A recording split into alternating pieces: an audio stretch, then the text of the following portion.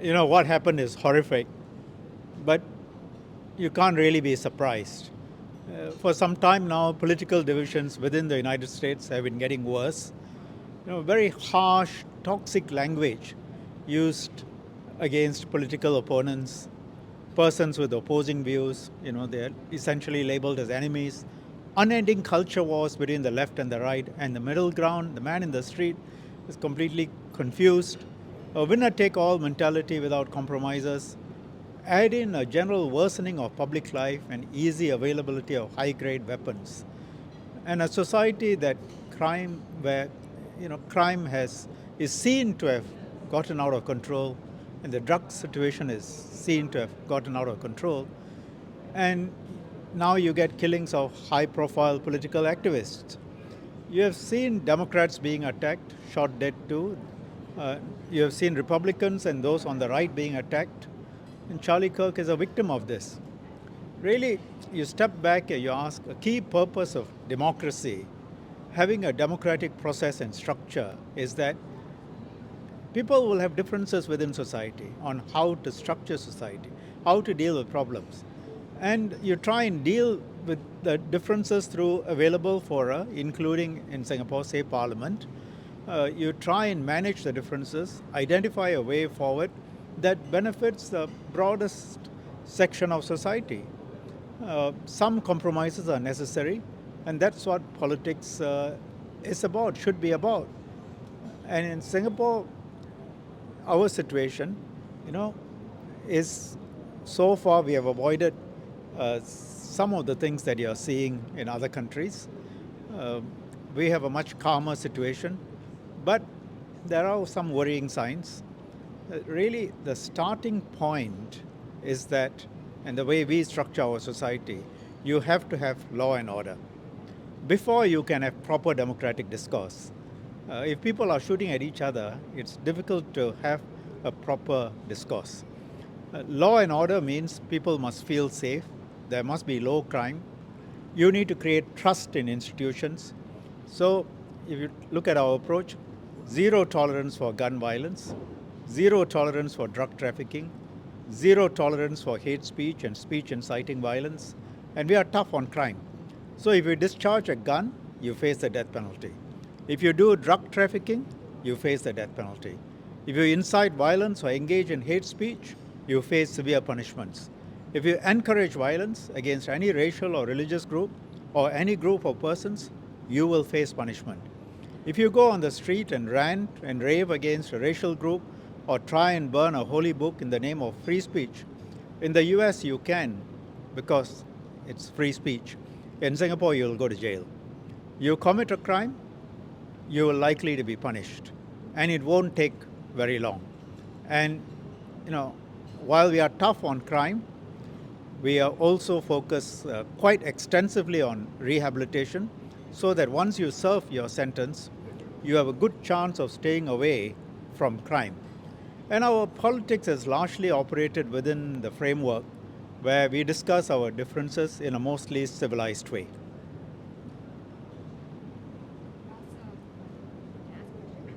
So you talked about zero tolerance for hate speech, but it seems that now in the Singapore online space, there have been various camps of people, some even celebrating death, some even worshipping and sort of martyr.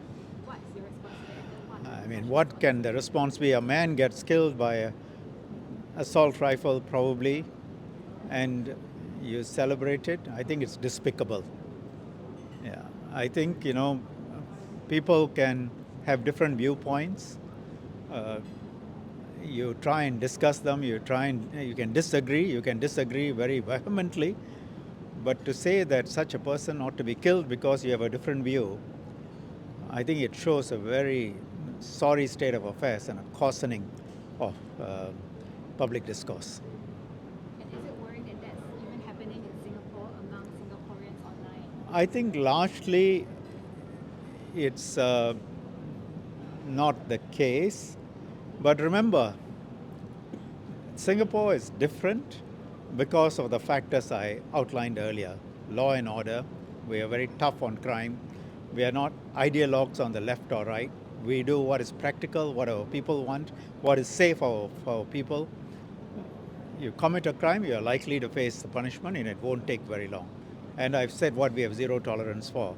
We also have zero tolerance for crime, in the sense that we are tough on crime. We are also tough on the causes of crime, as some other politicians in other countries have said. But we are really tough on the causes of crime, which is why crime rates are low. But don't for one moment think that Singaporeans are somehow very different in our makeup from those in other countries. The situation in Singapore is different, uh, not because we are inherently different from the Americans or other countries. It's different because of our laws and our social policies and the fact that we have been able to explain that and get the buy-in from our population. I mean, if we have death penalty for drug traffickers, we get the buy-in from the population. And in fact, support for the death penalty has been increasing. More than 80% of Singaporeans support it because we have explained how it actually keeps society safer. Otherwise, more people, more children, more women will die. Likewise, in other contexts, why we have to be tough on racial abuse, why we have to be tough on abuse against religious groups, why we have to protect minorities, why we have to protect the majority from racial attacks from others too.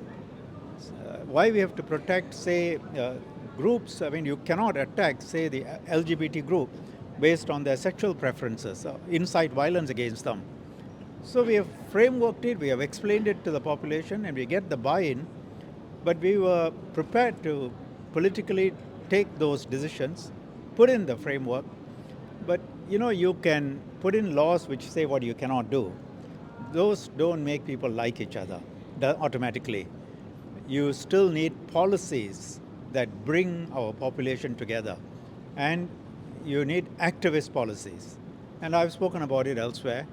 On the ground, what the People's Association does day in, day out, weekends, activities, our population is integrated. They come together, we celebrate each other's festivals. So those are all part of social policies. But we also have the laws.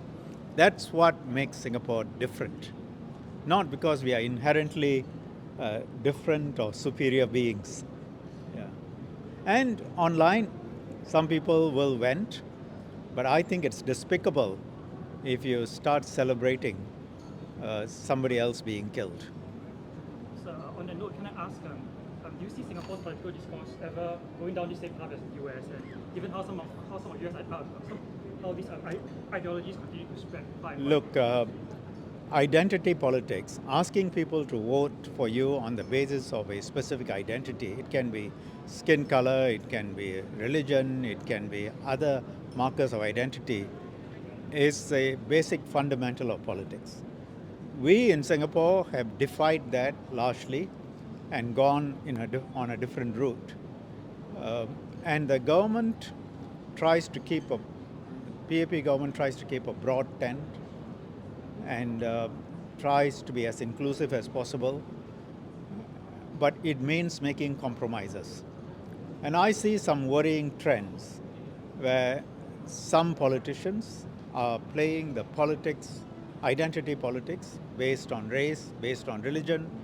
We have seen that, and in every country there is profit, political profit in doing that. If we go down that route, well, ultimately Singapore will suffer. So far, we have largely avoided it. Yeah. But I see worrying signs. Yes, sir. Earlier you said we have a much calmer situation, but there are some worrying signs. I've just explained, yes. Yeah. I'm not going to expand on it right now. Okay, another time. One more thing. So you mentioned, against playing racial politics, but one can also say that in Charlie Kirk's case, he actually spoke a lot along those lines. And there is a group of Singaporeans we've seen online seem to support him of particular groups in Singapore. What is your take on that? Will it cause perhaps a divide? I start by saying the assassination is despicable, regardless of whether you agree or disagree with Charlie Kirk's views. Why that has happened, I've attempted to set out. When you start using very toxic language to describe your opponents. They are the outgroup. You try and make them sound subhuman just because they have different viewpoints. And if they are subhuman, you can go and use violence against them, right? Add in availability of guns and the other factors I mentioned. I think you can understand that things will take a certain course. I think if you create those conditions, these consequences will follow, and I just hope that we don't ever go down that route. People can have their opinions and viewpoints. We try and manage them in a civilized way, have a proper discourse. We have various fora for these sorts of discussions, and ultimately, Parliament is the highest fora where you can discuss, debate, and then eventually we try and reach a compromise. And it cannot be a winner-take-all situation. You have to compromise within different sections of society, and everybody has got to feel that they have a stake, and they have to trust the institutions. They have to trust Parliament, they have to trust judiciary, they have to trust the police force, the SAF, that the government is, on the whole, working for them. They have to trust the media. And Singapore, so far, is a high-trust society. If you look at the Edelman's barometer of trust, there's high trust in all these institutions that I just spoke with you about. And that is necessary if you want to try and keep some calm and peace and try and mediate between different points of view. Some people want this, some people want that, and sometimes there's got to be a compromise. Yeah. Okay? Thank you. You got to speak a bit louder. You mentioned that there are some worrying trends, and what do you think? I am not going to elaborate on it. I'm not ready to. At an appropriate time, I might, but not today. I did give an indication of what those worrying trends are. Identity politics. As Singaporeans, what do you think we can do as a society to ensure that heated discussions don't happen? I think the starting point is we have to understand what has largely gone right in Singapore, why we are different, and whether that is worth preserving. If we are worth preserving, then we have to support public discourse along those lines, and we should say no to divisive politics. Look, I've explained, we are different because of the way our politics has been run. We have largely kept away from identity politics. Singaporeans will have to first understand what has worked well for Singapore, why other countries are in the situation they are, what is the difference. I would say one key difference is we have, despite the multiplicity of races and religions, it's one of the most religiously diverse places in the world, we have largely kept away from identity politics. And I hope Singaporeans will continue to eschew identity politics. The moment we go down the route and we encourage politicians who play identity politics, then that's highly corrosive for society. And that's I think, a key lesson. As I said, I see some worrying signs. I hope that we won't go down that route. Thank you.